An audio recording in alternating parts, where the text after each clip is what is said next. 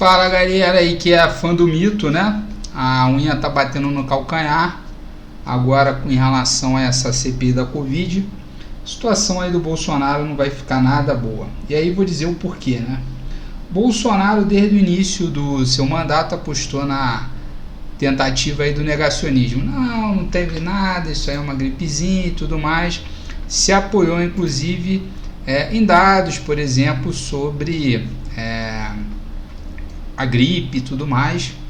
Então, olhando para os dados da gripe, olhando para os dados de repente sobre alguma situação que ele achava que estava sob controle, ele falou o seguinte: vamos tirar o corpo fora, simplesmente vamos ignorar essa situação da Covid, porque infelizmente ou felizmente é possível que muita gente padeça, né?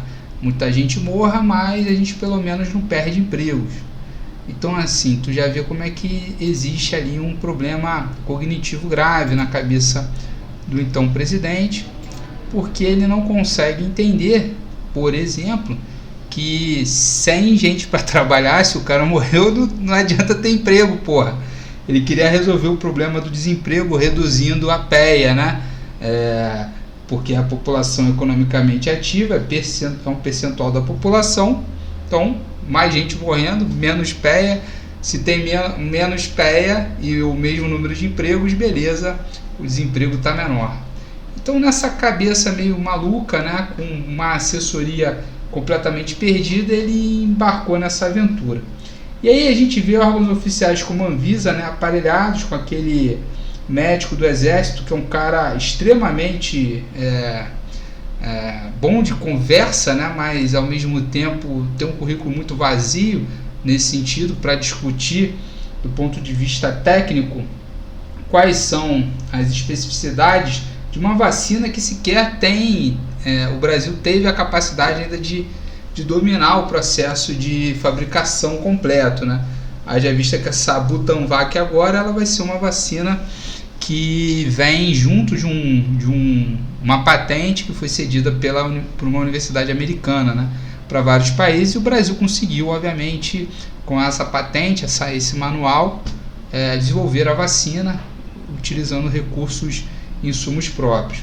E aí ele apostou, cara, nessa estratégia aí de remédios milagrosos, ao mesmo tempo que nega a vacina. Então vamos ver se faz sentido. Você tem uma vacina e você tem um remédio. Ambos você não sabe se funciona, né? Porque ele é um ignorante.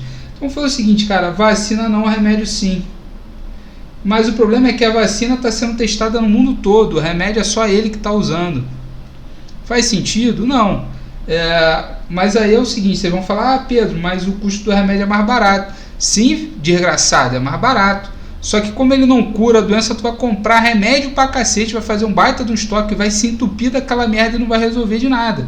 Então o custo-efetividade daquilo é zero, porque a efetividade é zero.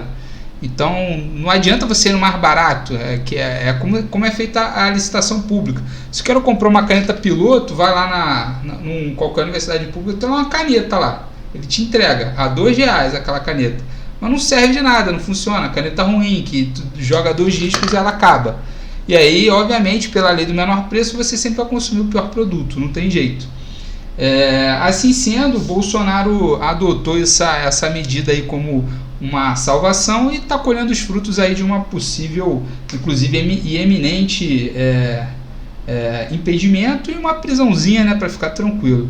Olhando os dados assim, né, então dessa questão, então F11 aqui, vamos olhar os dados. Então quando a gente vê, por exemplo, mortes desde o início, vou ter que dar um zoom aqui nessa imagem. Infelizmente eu não consigo abrir mais de uma nova guia. Vamos dar só um zoom aqui. Então vamos lá. Olhando aqui, a gente vê que algumas capitais melhoraram, tirando Rio de Janeiro e São Paulo, né? Manaus, com a vacinação, melhorou bastante. No entanto, a velocidade de vacinação no Brasil ainda está, subir mais um pouquinho, ainda está bem abaixo aí do adequado. Olhando o número de mortes, né? Agora eu vou tirar um pouco desse zoom.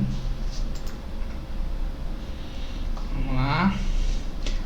As mortes começam a cair, né, na medida que se intensifica a vacinação e se promove um isolamento social mais efetivo. No entanto, ainda não dá para comemorar. Essa aqui é a média móvel de 7 dias. Então você percebe que a média móvel caiu, mas vamos ver aí se de fato esse é um processo que veio para ficar. E aqui é uma conversa minha aqui com vocês, explicando inclusive que o Paulo Guedes também quer comprar essa narrativa.